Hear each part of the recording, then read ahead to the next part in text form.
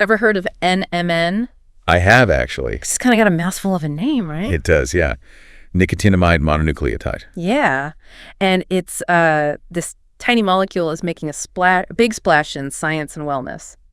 Yeah, it's really interesting stuff. What's fascinating to me is that NMN isn't some like foreign substance. Yeah. It's naturally in our bodies, right? Yeah. And it's even found in like tiny amounts in foods like broccoli edamame. Oh, wow. Interesting. Yeah. Okay, so it's like hiding in plain sight. What's got everyone so excited about it?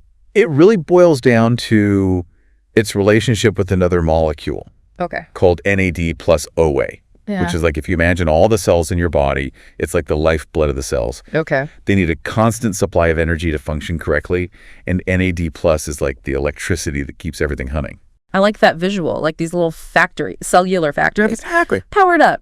How does this NAD plus connect back to NMN and aging? Okay, so as we age, our natural levels of NAD plus gradually decline. Okay. So think of it like our cellular power grid weakening over time. Uh-huh. And this decline is thought to play a big role in a lot of age-related issues, from wrinkles to decreased energy levels. This is where NMN comes in. Okay. It's a precursor to NAD plus COTEMO. So it basically provides the building blocks our bodies need to produce more of this vital cellular energy. So it's like giving our bodies a boost, replenishing that declining NAD plus. Exactly. Like providing those aging power grids with a fresh supply of fuel. I love it. And the research on NMN's impact on age-related decline a lot of excitement in the scientific community. Yeah. Well, color me intrigued. Speaking of research, I understand there are a couple of big names in the NMN world. Yeah, absolutely. Making some noise. For sure. One is Dr. Shin-ichiro Imai from Washington University. Okay. And he's just dug deep into understanding the molecular mechanisms of aging. Wow. And his work with NMN has had some promising results. What's he doing? What's he found? His team's been conducting studies, a lot of them on mice. Okay. And the results have been interesting, to say the least. Mice given NMN have shown improvements in their metabolic health, like increased insulin sensitivity. Wow. Which is huge for regulating blood sugar levels. Which is huge. Yeah, that's a big one. It is a big one. For people at risk of type 2 diabetes, that could be a game changer. Imagine, pre-diabetic individuals managing their blood sugar levels potentially with something like this instead of just medication. Right. It's important to remember these studies early stages. Very early. Primarily in mice. Yes. Yeah. But the potential is there, so that's exciting. For sure. And Dr. Imai is not alone in his quest to unravel this. Another prominent figure, Dr. David Sinclair. Yes, from Harvard. Harvard Medical School. That's right. His book Lifespan has been, everyone's talking about it. It's a good one. How is he connected to NMN research? So Dr. Sinclair is really well known for his work on sirtuins. Okay. And that's a family of proteins that play a really key role in regulating cellular health and longevity. Wow. So his research suggests that NMN's ability to boost NAD plus levels could potentially activate these sirtuins, Okay. leading to all sorts of beneficial effects within our cells. So we've got these little factories. They're powered by NAD plus NMN could be the key to keeping them running smoothly, potentially even making them more resilient, more efficient over time. That's a great way to put it. Yeah, it's like we're not just trying to keep the lights on in those factories. We're actually upgrading the infrastructure I love that. to be more robust, more efficient for the long run. That's a great visual. It's not just scientists buzzing about NMN, right? I'm seeing ads pop up everywhere online, NMN supplements. It's a business now too, right? Yeah, the wellness industry's paying attention, big time. Makes sense. There's money to be made in longevity. How big are we talking? What's the market look like for this stuff? It's projected to be huge, like billions of dollars in the coming years. Wow. So who's cashing in? Big pharma, startups. It's a real mix, actually. You've got your big players like Chromadex. Okay. They produce a form of NMN True Niagen. True Niagen. Okay. And then there are newer companies like Elysium Health. They've got a supplement basis. Interesting. So it's blurring the lines a little, right, between the supplement world and traditional medicine. Totally. But it's early days, right? We don't know everything about NMN yet. Are there challenges? Yeah. I mean, one of the biggest ones right now is the whole regulatory landscape. What do you mean?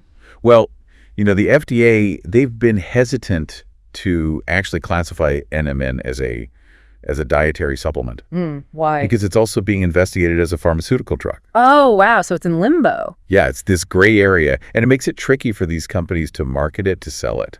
And for people to figure out what it is. Right, exactly. Consumers are, understandably confused. Totally. Well, let's get back to the science. We talked about some of the benefits, but what else are researchers finding? Anything new and exciting on the horizon? Yeah, there's a lot of interest in its potential for brain health. Oh, really? Our brains. Yeah, some studies suggest it could be neuroprotective. Like protect our brains. Yeah, shielded against that age-related decline we talked about. Wow. That's incredible. Maybe even play a role in neurodegenerative diseases like Alzheimer's. Okay, now that is promising. Everyone wants to stay sharp as they age. Anything else? Well, if you're into fitness or staying active at all, Yeah. there's research suggesting NMN could boost physical performance. Endurance even, in older adults. So you're saying I could keep hitting the gym, running marathons well into my... Who knows? The research is still preliminary, but... It's exciting. But you're right. It's early. It's tempting to get caught up in the hype.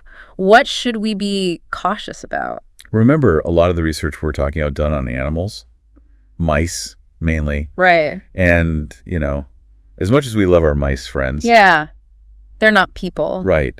What works for them might not necessarily work the same way in humans. So manage expectations. Exactly. We need more research. Right. Long-term studies in humans to really say for sure. Makes sense. What about the cost? These supplements, they're not cheap, are they? That's a really important point. NMN, it's pretty expensive to produce right now. So it's a luxury item. For a lot of people, yeah. And that's a problem. If we want this to be a real solution, it needs to be accessible. I agree. It shouldn't just be for the wealthy. It seems like there are a lot of moving parts, exciting research, this big market emerging, but also the need for more research, regulation, figuring out the cost. It's like we're on the verge of something big, but we're not quite there yet. Yeah, it's a really interesting time to be following this. For sure. And speaking of interesting developments, there's another approach to boosting NAD plus that I've been hearing about, NAD plus IV therapy. Ah, yes. Intravenous. Instead of taking a supplement, people are going to clinics and getting infusions of NAD plus ABI. Directly into the bloodstream. It sounds intense. It's definitely a more direct route. So what's the appeal? Why do people choose that? Well, it's the fastest way to get it into your system. Okay. You bypass the whole digestion process. And some people, they report feeling the effects almost immediately. Oh, wow. Like a quick boost. Some describe it that way, yeah. Increased energy, mental clarity. That's pretty remarkable. But I'm guessing it's not cheap. No, it's not. It can be quite expensive, actually. Hundreds, sometimes even thousands of dollars per treatment. Yikes. Okay, so accessibility is an issue again. What about risks? Anything else to consider? Well, with any IV therapy, there are always potential risks. Infection, for example. Right. But if it's administered by a qualified professional, it's generally considered safe. So it's a personal decision, I guess. Weighing the pros and cons, are people choosing one over the other or doing both? It really depends. Budgets, goals, risk tolerance. It's different for everyone. I always recommend talking to a doctor. Absolutely. Always good advice. But before I wrap up, I'm curious about the future. Where do you see NMN going from here? Oh, the future of NMN. Well, I think we're just getting started, really. So much potential. It's pretty mind-blowing when you think about it. What needs to happen to really make this science benefit people? Like, what are the next steps? Research. More research. We've got to be sure about this stuff. Big long-term studies. With people, not just mice. Yeah, makes sense. Safety first, right? Exactly. And those regulatory hurdles, we've got to clear those. The FDA, everyone needs to be on the same page. So it's more than just the science. It's like the whole system has to catch up. Yeah. Guidelines, rules, so researchers, companies, consumers, we all know what's what. And what about the costs? Making it affordable so it's not just a luxury. Right now it's expensive to make, but that could change. Look at other technologies. Solar panels used to be a fortune. Now they're everywhere. Yeah, that's true. It's amazing to think that one day this could be as easy as, taking your vitamins. Yeah, who knows? Maybe even built into the food we eat. Wow. Okay, now we're getting futuristic. Until then, people need to be smart about this, right? Oh, absolutely. Don't buy into all the hype. Do your homework. Talk to your doctor. This isn't a miracle cure. It's science, and it takes time. So big picture, what if NMN actually does what we hope? Like, what could that world look like? Imagine people aging healthier, Staying active longer, those age-related diseases, maybe they're not so scary anymore. Life, but with more good years in it. I like the sound of that. Me too. And, even if NMN isn't the answer, the research itself, it's teaching us so much about aging. Totally. This is just the beginning, I think. Who knows what else is out there waiting to be discovered? Well, that's what makes it exciting, right?